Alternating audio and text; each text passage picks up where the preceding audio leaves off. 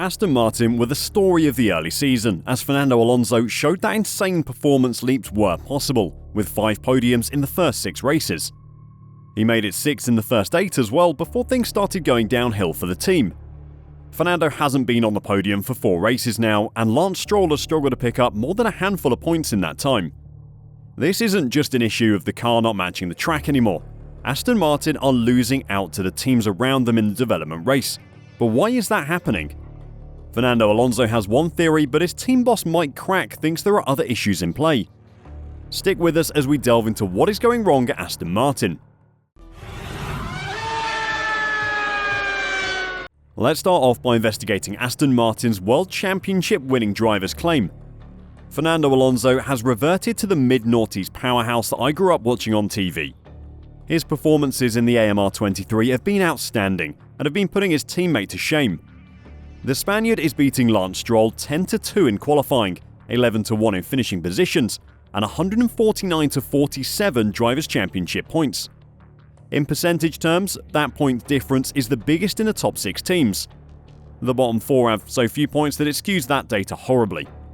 For the first 8 or 9 races of the season, it looked like he was going to be the only driver to get anywhere near the Red Bulls, but that all changed when we got to round 10 of the season at Silverstone.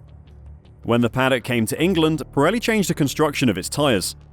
The change to the construction of the tyres was in response to the unexpectedly rapid increase in downforce of the 2023 cars compared to last year, despite the floor edges and diffuser throat height being raised to reduce the risk of porpoising. Pirelli puts the increase in vertical load on the front and rear axle since last year at 15%, which is bigger than the predictions it was originally working to based on data from the teams, hence the need to modify the construction. Alonso has appeared angry at the decision to change the tyres mid-season and has argued that, in sport, you don't change the balls in the middle of a tennis tournament, and this is what happens when we change tyres here. An interesting choice of analogy, but you get the point. If they made the balls harder halfway through a World Cup, the teams would be outraged. Alonso is saying the same should be true for the tyres. He isn't denying that car development has played a part, and he accepts Aston Martin is slipping behind. But he's referred to the tyres multiple times. "We need to improve," he said after qualifying in Hungary. "There is no doubt we made a step backwards in the last few races, and everyone did a step forward. Also, it seems like a coincidence that when the new Pirelli tyres came in Silverstone, there are a couple of teams that we are struggling more, and a couple of teams are very happy with the car now." His claims are pretty reasonable. Changing the construction of the tyres has a huge effect on how the cars perform. All that data from the previous 9 races on the old construction was used to tune setups and bring upgrades, but with the construction change, all that data has to have an asterisk next to it. It's not useless, but when it comes to car setup for races specifically, it's like driving a brand new car. But just because his claims sound reasonable, doesn't mean they are correct. Aston Martin's performance director Tom McCullough was asked about this before the race in Hungary and explained the team is still learning with those tyres. He also indicated that when the team first tried them in Friday practice at Barcelona 2 months ago, no huge differences were seen. Thus far, the changes have been quite small, he said, of the impact of the tyres and the changes the team has had to make to accommodate them. "We did some measurements of the tyres where we could compare them back to back in Barcelona, like lots of teams did, so no big changes at this stage. Tyre changes can influence more than just car balance. Thanks to the significance of the aerodynamic turbulence coming off the front wheels, even a small change can impact the aerodynamic map of the car in a meaningful way.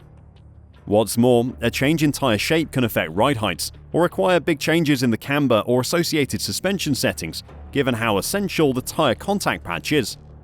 Overall stiffness of the tyre can also shift and cause problems. In the past, in-season tyre changes have had a significant impact. For example, in 2013, there was a major change to the Pirellis after multiple tyre failures at the British Grand Prix that required modifying the shape of the tyre. This had an impact on the aerodynamics and ride heights. This is because the change had to be more dramatic, but that's not the case this year, and Aston Martin's team principal Mike Krack thinks there are other issues holding the team back. "The tyres are the same for everybody," he said. "I would not blame it on the tyres because that would be too easy. We should not look for an excuse. Everybody has the same tyres, and even if the cars are remixed after a change, or after they change the boundary condition, you have to adjust in Formula 1. Even if Mike doesn't want to blame the tyres, there has definitely been a change in comparative performance at Aston Martin. Having led Mercedes in the points up until Spain, the Silverstone squad has fallen 39 points behind the Silver Arrows to third. But a lack of pace, plus questionable strategy and pit stop execution from Ferrari, has relieved the pressure from behind. Alonso said in Silverstone that the team needed to make it to the summer break before resetting. In Budapest, he added that Aston was now only 5th fastest. The two-time champion noted, "It's hard for us to understand a little bit better what the car is doing now compared to the beginning of the season, how many upgrades we brought compared to our main competitors, and then understanding the new tyres the best." Alonso accepts that the tyre changes are bad for everyone. Aston Martin's issue is that they haven't been able to understand the changes as well as those around them. Part of that is due to the timing of some upgrades for the car. Aston Martin introduced its last major upgrade in Canada in mid-June, and the team has struggled to understand it fully. Since then, McLaren has taken a huge step, with further developments being introduced by Mercedes and Ferrari. Aston Martin's changes across Austria, Britain and Hungary have all been circuit-specific rather than car baseline changes. The theory that a lack of understanding of their new upgrades has hamstrung the team was confirmed at the Belgian Grand Prix. Sky's pit lane reporter Ted Kravitz was asked where Aston Martin's performance has gone. "I have an answer for you about where their pace has gone," Ted said. Performance director Tom McCullough and team principal Mike Krack have both confirmed this. It was the Canada upgrades that confused the team. The chief engineer said that sometimes when you put an upgrade package on the car, it might work. It came at the worst time. The upgrades came in Canada. Where were they in Canada? P2, second only to Max Verstappen. So obviously, that gave them a false steer that these upgrades were great and weren't actually unbalancing the car. When they got to Hungary and Silverstone, they found that the upgrades were, in fact, unbalancing the car. But they know that now. They're not confused. They are backing out, or rather adapting, the upgrades to make them work. Luckily for Aston Martin, the confusion over the impact of their upgrades has come at the perfect time. The summer break is here and the teams have 4 weeks to look over their data and find a fix for the problems the car has. Sure, they're meant to be on holiday for 2 weeks, but we all know that doesn't really happen. Despite their recent struggles, they still have an incredible weapon in Fernando Alonso, and he plans to continue guiding the team to the front of the grid. The target is to keep growing as a team, Alonso said. "We're finding some obstacles right now. We are dealing with some extra performance from our opponents, our lack of performance in certain circuits and these kinds of things, which I find very interesting and very useful for us as a team to grow up. We will always find difficulties and some obstacles in the way, and it's up to us now how to deal with those and overcome them. The team is really clever in some of the approaches it's taking now, and even if we are struggling a little bit in this middle part of the year, it will make us stronger in the future. So I am quite optimistic." Fernando's contract with Aston Martin is estimated to run until the end of next season, but if the team can maintain this level of performance, then the Spaniard will definitely want to stick around longer. The next race on the calendar is the Dutch GP on the 27th of August, and Aston Martin have upgrades planned to help them re-establish their place as Red Bull's closest contender.